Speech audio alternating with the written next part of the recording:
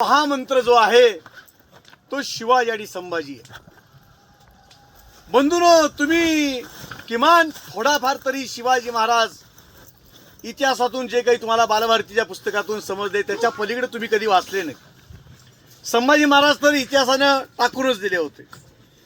पण ज्या या महामंत्राच्या आधारावरती उद्याच्या असणाऱ्या भविष्यातल्या हिंदुस्थानचं भवितव्य आपण टिकवू शकतोय, संरक्षू शकतोय, राखू शकतोय, ते मंत्र आहेत शिवाजी आणि संभाजी.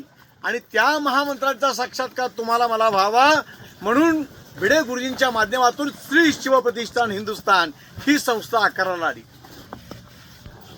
तुम्ही मला सांगाल बरं की शिवाजी महाराज आणि संभाजी महाराज शिवप्रतिष्ठान मध्ये आल्यानंतर तुम्हाला जेवढे कळले त्याच्या आधी तुम्हाला ते कळले होते? नाही. त्याच्या आधी तुम्हाला जे कळले होते ते फक्त आणि फक्त धर्मनिरपेक्ष शिवाजी महाराज आहेत. शिवाजी महाराज इतर धर्मियांचा आदर करणारे आहेत. शिवाजी महाराज सर्वांना बरोबर करून जाणारे आहेत. असंच वाचलं होतं ना, असंच ऐकलं होतं ना. भावानो, मला सांगा की मग हा आकांत कशासाठी होता?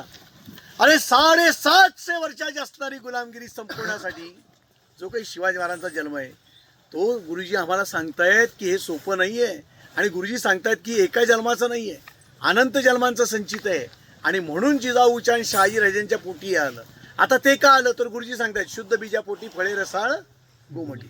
आता हे गुरुजीनं तर का सुचावं तर त्यांचंही कुळ पवित्र आहे. गुरुजी हे आम्हाला सांगायला उपलब्ध झाले. शिवाजी महाराजांच्या सनीतलं ते कुळ असल्याशिवाय शक्य आहे का? नाही. गुरुजींचंही कुटुंब मोठं होतं. गुरुजींनाही अनेक कर्तृत्ववान बंधू होते. गुरुजींना आई वडील अतिशय संस्कारी, आजीपासून सगळंच काही संस्कारी होते. 100% गुरुजी अभ्यासक्रमामध्ये निष्णांत होते. गुरुजी फर्ग्युसनला प्राध्यापक होते. गुरुजींचा विषय अणुविज्ञान, ॲटॉमिक सायन्स. विचार करा, त्यावेळी 262 रुपये पगार होता महिन्याला. 262 त्यावेळचा.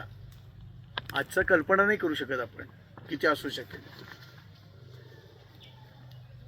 पण हा मनुष्य त्यावेळी 6 किलोमीटर पायात काही न घालता आजच्या सारखंच आणि आहे याच वेशात जात होते. आम्हाला ते शक्य आहे का? आम्हाला रोज किंबहुना रोजच आम्हाला नाविन्याची आवड आहे. आम्हाला काय आहे? नाविन्याच्या आवडीत सदरीखाली आमची फॅशन येते लगेच. पण स्वतःचा भारतीय वेश सोडला नाही. ज्या दिवशी त्या महाविद्यालयानं यांना गणवेश लागू केला, प्राध्यापकांचा म्हणून एक स्वतंत्र गणवेश लागू केला, म्हणजे ज्याला इंग्रजीमध्ये तुम्ही ड्रेस कोड म्हणता प्रोफेसरांसाठी, त्या दिवशी गुरुजींनी सांगितलं तुम्ही मला इथं नेमले कशासाठी? माझ्या इथं जे आहे तर या लोकांना देण्यासाठी. माझ्या वेशाशी काही संबंध आहे का? नाही आहे. मी माझ्या कर्तव्यात जर काही कसूर करता येत नाही तर या वेशासंदर्भात तुम्ही मला अडवू शकत नाही. मी स्वतंत्र आहे. पण कॉलेजच्या व्यवस्थापनानं ऐकलं नाही. त्यावेळी गुरुजी बाहेर पडले.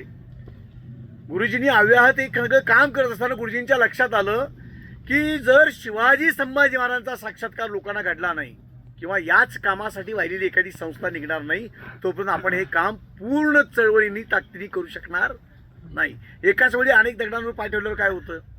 बॅलन्स थांबतो किंवा आपल्याला अपेक्षित काम आहे होत नाही. एकाच वेळी अनेक गाड्यांवर बसता येतं का? नाही. जर समजा आम्हाला पुण्याला जायचं तर पुण्याला जाणाऱ्याच गाडीत बसावं लागेल, नाही का? तसं गुरुजींच्या लक्षात आलं. आणि मग सर्वसामान्यांना हाक घालायची आणि तिथे कुठलाही विधिनिषेध नाही, म्हणजे कसलाही अभ्यासक्रम नाही. ज्याला शिवाजी महाराज संभाजी महाराजांच्या विषयी प्रेम आहे, अंतःकरणामध्ये भक्ती आहे, श्रद्धा आहे आणि ज्याला ते आदर्श वाटतायत ते सगळे या प्रवाहात आणण्याकामी गुरुजीने. आता शिवाजी महाराजांनी सुद्धा त्यावेळी काय केलं होतं? मी मला मगाशी म्हणालो 750 वर्षाची असणारी गुलामगिरी सर्वसामान्यांना कळणार होती का? नाही. कारण सगळेच असे होते की त्या पाचही पातशाह्यावरती मुघलशाही, डच, फ्रेंच, पोर्तुगीज, इंग्रज यांची लाचारी करणारे होते लोक. त्यांच्यासाठी जगायला मरायला तयार असणारे लोक होते. बादशाह भगवान विष्णूचा अवतार, त्याच्या मुखातून आलेलं वाक्य आपल्यासाठी ब्रह्मवाक्य. अशा समजणाऱ्या समाजामध्ये स्वातंत्र्याची प्रेरणा उत्पन्न करणं सोपं होतं का? ते जितकं कठीण होतं तितकंच गुरुजींच्या समोरचं हे आव्हानही समोर कठीण होतं की ज्या आजपर्यंतच्या विचार करा, ज्या काँग्रेसच्या नेतृत्वाखाली पहिलं मंत्रिमंडळ स्थापन झालं, पहिला शिक्षण मंत्री हिंदुस्थानचा केला गेला तो मौलाना अबुल कलाम आझाद, जो मक्का मदिनेच्या मदरशामध्ये शिकलेला होता. त्यानं पाठ्यपुस्तकातला अभ्यासक्रम केलेला नव्हता. एका मदरशामध्ये शिकलेला, मौलवीचं शिक्षण घेतलेला मौलाना अबुल कलाम आझाद स्वतंत्र भारताचा पहिला शिक्षण मंत्री झाला. तुम्हाला तो काही शिवाजी महाराजांचा अभ्यास शिकवणार होता? तो संभाजी महाराजांचा अभ्यास तुम्हाला सांगणार होता? नाही ना. शौर्याचा, धैर्याचा, पौरुषाचा, पराक्रमाचा, साहसाचा नाही. आणि हेच आपल्यावरती लादलं गेलं आणि आपण ते शिकत आलो. शिवाजी महाराज आणि गुरुजी यात किती साधर्म्य आहे बघा तुम्ही. गुरुजी नेहमी शिवाजी महाराजांच्या मूर्तीकडे बघताना तुम्ही पाहिला असेल, अनेक फोटो त्या संदर्भात व्हायरल झालेत. जणू काही दोघं एकमेकाशी संवाद साधतायत. जे शिवाजी महाराजांना अपेक्षित कार्य आहे ते पुन्हा एकदा या युगात आपल्याला करावं लागतंय, या 21व्या शतकात सुद्धा. कारण शिवाजी महाराजांनी ते 16व्या 17व्या शतकामध्ये जे केलं ते सर्वसामान्यांच्या अंतःकरणामध्ये देशासाठी जगायचं र, शिवबान सांगावा धाडलाय र, आणि वेळ पडली तर मारायचं र, धर्मासाठी झुंजायचं र.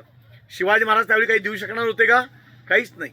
परंतु 18 पगड 56 जातींचा महाराष्ट्र उभा करून त्यांच्या अंतःकरणामध्ये स्वत्व, स्वातंत्र्य, स्वराज्य, स्वराष्ट्र, सुसंस्कृती या सगळ्यांबद्दल प्रेम उत्पन्न करून ती टिकावी, ती राहावी, याच्यासाठी हे मोजेल ती किंमत, मागेल ती किंमत देऊन ती राखण्यासाठी तयार करणारी फौज शिवाजी महाराजांनी उत्पन्न केली.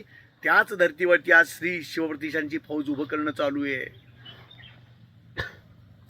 कशासाठी चाललाय हा उद्योग? तुम्हाला त्रास द्यायचा म्हणून चाललाय का? तुम्हाला गडकोट म्हणजे निसर्गाचाही सल घडवण्यासाठी चाललाय का?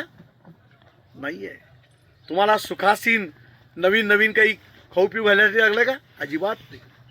लक्षात घ्या, या सगळ्या भरकटलेल्या समाजाला जो व्यसनांच्या अधीन झालाय, जो वासनेच्या अधीन झालेला आहे, जे आज तुम्ही सगळे आहात, कुठल्याही संघटनेच्या दावणीला बांधलेले नाही आहात. कुठलंही व्यसन म्हणतोय मी, विचार करा. तुम्हाला सगळ्यांना माहिती आहे, घरामध्ये आई बाबांनी जरी काही म्हटलं तरी हल्ली वृत्ती कशी आहे? कसं करतंय? डरकाई फोडतंय की नाही? साधा ती खोंडासारखं. हा, पण इथं गुरुजींचा एक शब्द आल्यावर, सावधान आल्यावर काय होतंय? काय होतंय?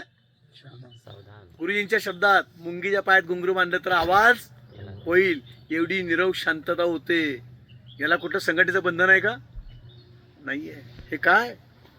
या शिवाजी संभाजी मंत्राचा साक्षात्कार आणण्यासाठी गुरुजींनी ती चण तुमच्यात आली पाहिजे, ती शिस्त तुमच्यात आली पाहिजे.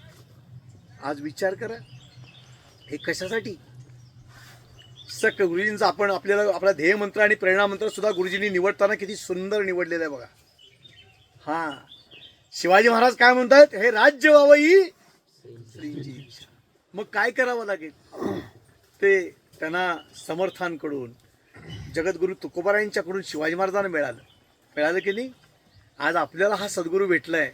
त्याच समर्थांच्या, त्याच तुकयाच्या वाणीतून तो बोलतोय की धर्मासाठी झुंजावे, झुंजवणी अवघ्यासी मारावे, मारिता मारिता घ्यावे राज्य आपुले. आज आपण एकमेव हिंदू राष्ट्र असताना देखील केवळ आणि केवळ अल्पसंख्याकांची मतं दुखावतील म्हणून त्यांनाच फक्त गृहीत धरलं जातंय ना, आम्हाला गृहीतच धरलं जात नाही. किंबहुना तुम्हाला कशातच लक्षात घेतलं जात नाही, अशी अवस्था आज करून ठेवली आपण. तुमची ताकद दाखवायला सुरुवात करा, त्यांच्या लक्षात बरोबर येईल. तेच शिवाजी महाराजांनी सांगितलेला आदर्श गुरुजी सांगतायत की आपण यामध्ये तुम्ही कुठलं काम करायचं ते करा, परंतु किमान देव देश धर्माची जाणीव तुमच्या अंतःकरणात उत्पन्न व्हायची असेल तर गड्यानो एकत्र आलं पाहिजे. आपल्या ते जात पात पक्ष पंथ संप्रदाय गट तट भावकी हा सगळा विचार बाजूला सोडून आलं पाहिजे. तुम्ही इथं आल्यानंतर तुम्ही कुणाला विचारत का हो तुम्ही कुठल्या जातीतले? नाही. यारे यारे अवघे लहान थोर याती भरती नारी नर. हा, इथं भेद नाही. विष्णुमय जग वैष्णवांचा धर्म, भेदा भेद भ्रम अमंगळ म्हटलेलं आहे. तसं शिवाजी महाराजांनी ज्या पद्धतीने 56 जातींचा महाराष्ट्र उभा केला त्याच पद्धतीने गुरुजी आपल्या या सगळ्यांना 56 जातींना एकत्र आणून पुन्हा एकदा तो महाराष्ट्रच का, तर गुरुजींना आणि शिवाजी महाराजांनी नेमकं कळलं होतं. शिवाजी महाराज महाराष्ट्राच्या माती जन्माला का आले? आज राजस्थानमध्ये जाऊन बघाल तर अनेक राजवाडे शिल्लक आहेत, पण आपल्या राज्याचा दाखवायला येणारा असा एकतरी राजवाडा शिल्लक आहे का? नाही. त्याचं कारण काय? सकल सुखांचा केला त्याग. शिवाजी महाराज सुखाच्या अधीन होणारे कधीच नव्हते. आपल्याला कुठलेही रिसॉर्ट निर्माण करायला, उद्याची प्रॉपर्टी निर्माण करायची नव्हती. आपला रांगडा राजा होता, लोकांचा रयतेचं राज्य लोकांनी लोकांच्यासाठी चालवलेलं, किंबहुना आत्मविस्मृत झालेल्या समाजाला किंवा 700 वर्ष त्या गुलामगिरीला पूजणाऱ्या समाजाच्या अंतःकरणामध्ये ते बंडाचं निशाण पेरून आपलं स्वातंत्र्य, आपलं संरक्षण आपण करू शकतो असा समाज उत्पन्न करण्याचं आव्हान आपल्या पुढे होतं. आणि तुझ्या मनगडात काय आहे? निजस्वत्वाची जाणीव नसता राष्ट्र जीवनी अर्थ नसे, परंपरा इतिहास पराक्रम आठव नुसता व्यर्थ असे. कोटी मनाना सवे घेऊनी वैभव सारे मिळवूया, हिंदू सारा एकमंत्र हा दाई दिशाना गुमूया. राजस्थानमध्ये नव्हते का राजे? होते ना, पण आपल्या प्रत्येक पिढीतली एक तरी माता बहीण त्या बादशाला भोगायला देऊन आपली सरदारकी, आपली जहागिरी टिकवून ठेवण्यामध्ये धन्यता मानणारे होते. शिवाजी महाराजांनी मात्र तसं नाही. आपली कुठलीही माता बहीण ही जर जात असेल तर तिच्यासाठी उभा राहणारे महाराज होते. बरोबर की चूक? रांझ्याच्या पाटाला शिक्षा काय केली याचा चौरंगा करा. आजही विचार करा, गुरुजी सुद्धा काय म्हणतायत? आज फक्त तो कायदा काढून टाका, माझे कार्यकर्ते बंदोबस्त करतील अशांचा म्हणतात का नाही? कायदा काढून टाका, माझं मी बघतो. गाईचं संरक्षण गुरुजी म्हणतायत माझ्या कार्यकर्त्यांवर सोपवा, कार्यकर्ते बरोबर करतील. हा विश्वास काय गुरुजींना? कारण आपला आदर्श कोण आहेत? शिवाजी महाराज, संभाजी महाराज आहेत. म्हणून गुरुजींना ही फौज उत्पन्न करायची, लक्षात घ्या. हा, देशद्रोही तुके कुत्ते. ज्या पद्धतीने देशाची द्रोह करणारी माणसं शिवाजी महाराजांना आवडत नव्हती, तोच विडा, तोच आहे गुरुजींच्या सगळ्या बोलण्याचा. आणि याच्यासाठी आपला ध्येयमंत्र हाच निवडलेला आहे, धर्मासाठी झुंजावे. कधी आपण पाहिलं का त्याच्या विचारांकडे? गुरुजी नेहमी आपल्याला सांगत असतात की तो म्हणताना त्यातला शब्द, शब्दाचा आशय, अर्थ, अन्वयार्थ लक्षात घेऊन खड्या चालीत म्हणा असं म्हणलेलं तुम्ही किती जणांनी ऐकलंय की नाही? कधी प्रयत्न केलात काय? नाही. तुमचं आमचंही असंच झालंय की बडजी महाराज पूजेला आल्यानंतर ज्या पद्धतीने सांगतात त्याच पद्धतीनं आपलं झालंय. आणि आपण म्हणतानाही खूप काही करतो, कारण आपल्यालाही उरत चाललाय. आपल्याला काही गरज आहे का त्याची? नाही. इथून पुढे केव्हाही हे म्हणत असताना अत्यंत खड्या आवाजात, शांत आणि संथ म्हणा, शब्दाचा अर्थ लक्षात घेत म्हणा. देशद्रोही तुके कुत्ते हे म्हणताना तुमच्या इथले शिरा फुगल्या पाहिजेत, डोळ्यामध्ये आग असली पाहिजे. बरोबर की चूक?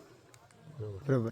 देशद्रोही तुके कुत्ते म्हणताना आणि मारो आणि घालावे परते म्हणताना तो भाव प्रकट झाला पाहिजे का नाही? लक्षात घ्या. आज गुरुजी बोलत असताना प्रत्येक गोष्टीतून त्यांचा तो भाव प्रकट होत असतो. विचार करा, आज 94 वर्षाचं वय आहे. स्वतःकडे बघितल्यानंतर आपल्याला लाज वाटते. लक्षात घ्या. मागच्या मोहिमेमध्ये तुम्ही अनुभवलंय, रात्री 2:30 वाजता गुरुजी रायगड चढले. आपण किती वेळा बसलो याचा विचार करा. तरुण आहोत आपण. आपण जिम करतो, आपण व्यायाम करतो, आपण सगळं काही ताकदीचं खातो, तरी देखील आपल्याला ती अवस्था प्राप्त नाही आहे. याच्यामध्ये संपूर्ण बलिदान मासामध्ये गुरुजी एक वेळ जेवतात. आता सुद्धा शनिवार असेल, चतुर्थी असेल, एकादशी असेल, आईची तिथी असेल, वडिलांची तिथी असेल, गुरुजी एक वेळ जेवतात, पाण्याचा थेंबही घेत नाहीत. आपण सुखाच्या किती अधीन आहोत? आपल्याला क्षणभर गेला की आपल्याला पटकन काही लागतं. म्हणून तुम्हाला अजून सांगितलं की मोहिमा करत असताना तेवढ्या कठोरपणानं करा, मोहिमेतला खरा अर्थ तुम्हाला समजायला लागेल. हो, 100%. आपण अजून त्या ताकदीने मोहिमा करत नाहीये. आपण सुखाच्या आधी नाही, कारण त्या सगळ्या गोष्टी आपण बरोबर घेऊन आलोय की नाही? हो, काय सांगावं तुम्हाला, खूप काही घेऊन आलोय. तुम्हाला तुमचा चेहरा सुद्धा काळा पडेल याची भय वाटते हो तुम्हाला. उद्या तुमचा आरसा तुम्हीच आहात का नाही, याचं उत्तर देईल का नाही याची खात्री वाटत नाही तुम्हाला. म्हणून सगळं काही सोबत तुम्ही घेऊन आलाय. पण बंधूंनो, एक गुरुजी सांगतात, जे देहावरती माया करतात ते देशावर करू शकत नाहीये. जे तत्व शिवाजी महाराजांचं आहे ते जगणं गुरुजींनी पत्करलेलं आहे. आणि गुरुजी तुम्ही नेहमी म्हणतात, आपल्याकडे सर्व देवा नमस्कारा केशवम प्रति गच्छति. कुठल्याही देवाला नमस्कार केला तर शेवटी तो कुठे जातो? योगेश्वर भगवंताकडे जातो. त्या पद्धतीने गुरुजींना कुणी नमस्कार करायला गेलं की ते सांगतात की तुम्ही मला काय नमस्कार करता. हा नमस्कार मी माझ्या भगवंताकडे पोचवतो, म्हणजे शिवाजी महाराजांच्याकडे पोचवतो. किती निरीच्छपणा असावा. बरं, गुरुजींनी तुम्हाला कधी कुठल्या बाबतीमध्ये कधी वाईट मार्गदर्शन केले का? नाही आहे, कधीच नाही. कधीच नाही. मग हे तुम्ही ठामपणे सांगायला पाहिजे ना समाजाला. तुम्हाला जे म्हणतात की काय बामणाच्या मागे लागला आहेत, काय हे झालंय, काय ते झालंय, तुम्हाला जे प्रश्न आहेत पडलेले, का बरं तुम्हाला हे सुचत नाही? का बरं? मी तुम्हाला मगाशी म्हणालो की तुम्ही संरक्षण पवित्र्यात का जाता? तुम्ही आक्रमक पवित्र्यात जा ना. त्याला एक उलटा प्रश्न असा विचारा की तो आडवा होईल. तू शिवाजी महाराजांना दोषी ठरवणारच का याबाबत? अष्टप्रधानातले 7 प्रधान ब्राह्मण होते, मग शिवाजी महाराज दोषी म्हणाव का? बरं, गागा भट्टाला लाच दिली, तुझ्याकडे काय पुरावा आहे तेवढा सांग. कारण गागा भट्ट हे महाराष्ट्रातलेच होते. गागा भट्ट हे महाराष्ट्रातले होते. ते मूळचं महाराष्ट्र घराणं वेदो नारायण साक्षात वेद मुखोद्गत असणारं काशीला अधिक विद्यार्जनासाठी गेले, तिथंच राहिले, स्थायिक झाले. पण तिथला उत्तरेतला सगळा विध्वंस पाहिल्यानंतर गागा भट्टांना असं वाटलं की शिवाजी महाराज नावाचे कोणीतरी एक दक्षिणेचा राजा उत्पन्न झालाय, कारण त्यांनी तिकडे सगळा बादशाही अंमल पाहिला होता. त्यांना धर्माचं अस्तित्व राहील की नाहीची शंका होती. आणि म्हणून कानावर या ज्यावेळी बातम्या येऊ लागल्या, एक चक्रवर्ती राजा स्वसामर्थ्यानं, पराक्रमानं, तेजानं तळपू लागलेला आहे आणि भगव्या झेंड्याचं राज्य प्रस्थापित व्हावं म्हणून तो जीवाचा आकांत करतोय. तो कोण आहे हे पाहण्यासाठी गागा भट्ट स्वतःच्या इच्छेने यायला लागले. गागा भट्टांना बोलावलं नव्हतं लाच देऊन. आता मला सांगा, एखादी संत सत्पुरुष तुमच्या माझ्या घरात येताना, राम जाऊ देव तुमच्या घरात पाहुणा येणार आहे, तुम्ही कुठंपर्यंत जाता न्यायला? त्याला रेल्वे स्टेशनपर्यंत तरी जात असं, बस स्टँडपर्यंत तरी जात असं, घेऊन येता की नाही? मग मला सांगा, साक्षात वेदो नारायण मुखोद्गत वेद ज्यांच्या आहेत असा एक संत सत्पुरुष, त्याच्या मुखातून सातत्यानं वेदांच्या रुचा बाहेर पडतात, भगवंताचं गुणगान गाठपतं तुकोबरायांसारख्या व्यक्तीचं, त्याचं स्वागत करायला शिवाजी महाराज सामोरे गेले असतील की नाही? हो, यात कौतुक ते काय? काहीच नाही. नाही, मुळात राज्याभिषेक करत असताना गागा भट्टांनी विरोध केला नाही, काही कुणीच केला नाही. उलट राज्याभिषेकासाठी महाराजांनी सांगितलं, या दोघांचं मिळून ठरलं. कारण ज्यावेळी चक्रवर्ती सम्राटाचं संपूर्ण बघितलेलं स्वराज्याची मांडणी ज्यावेळी गागा भट्टांनी पाहिली, त्यावेळी गागा भट्टांच्या लक्षात आलं की या राजाला छत्र नाही, या राजाला राजचिन्ह नाही, ती सगळी निर्माण झाली पाहिजेत. कारण राजा हा चक्रवर्ती सम्राट ज्यावेळी निर्माण होतो त्यावेळी राजाची सगळी चिन्ह आवश्यक आहेत.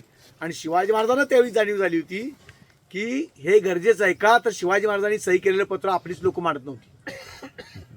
बादशाहानी चंदनाच्या लेपात बुडवलेली पत्र लोकांना कायदेशीर वाटत होती, पण शिवाजी महाराजांनी स्वाक्षरी केलेलं पत्र अविश्वसनीय वाटत होतं.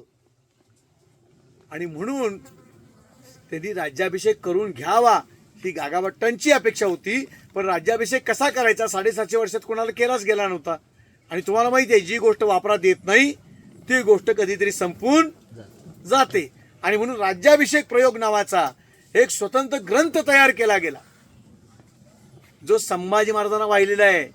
त्याच्या प्रस्तावनेमध्ये गागा भट्टांनी तो ग्रंथ संभाजी महाराज जे स्वतः संस्कृत पंडित आहेत, शिवाजी महाराजांचे पुत्र आहेत, त्यांना तो अर्पण केलेला आहे, राज्याभिषेक प्रयोग. आणि त्या पद्धतीने शिवाजी महाराजांचा राज्याभिषेक त्या ग्रंथानुसार प्रसिद्ध झालेला आहे. मग शिवाजी महाराज क्षत्रिय आहेत की नाही त्याचा सगळाच खुलासा झाला. शिवाजी महाराजांची लग्न झाली होती, शिवाजी महाराजांच्या मुंजी झाल्या नव्हत्या, काही नाही. पहिली लग्नबाद केली, पुन्हा लगेच मुंजी केल्या, मुंजीनंतर परत सोंडमुंजी केली, पुन्हा लगेच लग्नही त्यांच्यासोबतच केली. म्हणजे ज्या पूर्वीच्या पत्न्या आहेत त्यांच्यासोबतच केल्या, जेवढ्या हयात होते त्यांच्याशी केल्या. म्हणजे अशी सगळी लोके तयार झाली होती. पण आपण काहीतरी कुणाचं तरी ऐकत बसतो, ज्यांच्याकडे प्रचंड ब्राह्मण द्वेष होतो परत भरलेला आहे आणि मूळ उद्देशाकडून. कारण त्यांना हे कधीच अपेक्षित असणार नाही. लक्षात घ्या, जे धर्म मानत नाहीत त्यांना तुम्ही सगळा शहरी नक्षलवाद सुद्धा बघितलेला आहे. कोरेगाव भीमाचं प्रकरण तुम्ही पाहिलेलं आहे. अगदी एक बाई सांगत होती म्हणे गुरुजींनी दगड मारला. तिने केव्हा गुरुजी बघितले? गुरुजी होते कुठं? सांगलीत. गुरुजी होते कुठं? जयंतराव पाटील जे महाराष्ट्राचे गृहमंत्री होते त्यावेळी त्यांच्या मातोश्री गेल्या. त्यांच्या मातोश्रींच्या अस्थि विसर्जनाला गुरुजी जमिनीवर बसलेत, उपस्थित आहेत. तो ज्याला उगीच आपलं शिवाजी महाराजांची उपमा देतात तो माणूस तिथं उपलब्ध आहे, बानामतीचा. असे सगळे उभे आहेत, ते सावलीत बसलेत. गुरुजी इथं आहेत आणि गुरुजींनी दंगल घडवली. काही एक लक्षात घ्या ना, आपण त्याचा विश्वास शक्य नाही. एक लक्षात घ्या, अशा अनेक गोष्टी आहेत. पण काय झालं त्यातनं सिद्ध? काही नाही. मुळात ती लढाई सुद्धा आपल्या पुढे जी मांडली जाते ती खूप वेगळ्या पद्धतीने. मुळात ती लढाई महाराणी ब्राह्मणांच्यात नव्हतीच. मुळात होती ती इंग्रजांच्यामध्ये आणि मराठी सत्तेमध्ये. मराठी सत्तेचे छत्रपती तिथं बसलेले होते आणि छत्रपतींच्या वतीनं पेशवे काम करत होते. एवढाच तो काय विषय. म्हणजे 500 ब्राह्मणांनी 500 महाराणी 25,000 ब्राह्मण कापून काढले. अरे इथं नकोत का मोजायला? उलट ती गद्दारी होती. हा, होय की नाही? माझ्याशिवाय. पण असं म्हटलं गेलं नाही हो. असं म्हटलं की तुम्ही लगेच म्हणजे तो समाज उठतो. ह्या सगळ्या गोष्टी आहेत. त्यामुळं या सगळ्या गोष्टीच्या माध्यमातून आपलं चित्त विचलित करण्याचा प्रयत्न सुरू असतो. पण या सगळ्या प्रसंगानंतर गुरुजी विचलित कधी झाले का? शिवाजी महाराज त्यांच्या जीवनात त्या सगळ्या घटना बघा. स्वतःचा पुत्र ठेवून आले औरंगजेबाच्या दरबारात, विचलित झाले का? मिर्झा राजे जयसिंगाच्या छावणीत पाठवलं, विचलित झाले का? नाही. परत काशीपंत विसाजी पंतांच्याकडे मथुरेला ठेवलं आणि इथं आल्यानंतर सांगितलं पुत्र मेला, विचलित झाले का? गुरुजी इतक्या सगळ्या प्रसंगानंतर कधी विचलित झाल्याचं पाहिलंय तुम्ही? कधी स्वतःचा शब्द फिरवला असं पाहिलंय? कधीच नाही. कधी त्यांना माफी मागावी असा कधी प्रसंग आलाय? नाही. कारण गुरुजी जे बोलतात ते त्रिकालाबाधित सत्यासारखीच गोष्ट बोलतात. आपल्याकडे शिवाजी महाराजांचा आदर्श तोच आहे की शिवाजी महाराजांचं कर्तृत्व जर बघितलं ते त्रिकालाबाधित आहे. त्याच्यावरती नो एक्सक्यूज. इथं संदेहाला वाव नाही. गुरुजींच्या बाबतीत सुद्धा तेच म्हणावं लागेल. आज मला सांगा की अशी असंख्य माणसं उभी झाली. आज माझ्यासारख्या मूर्खामध्ये एवढं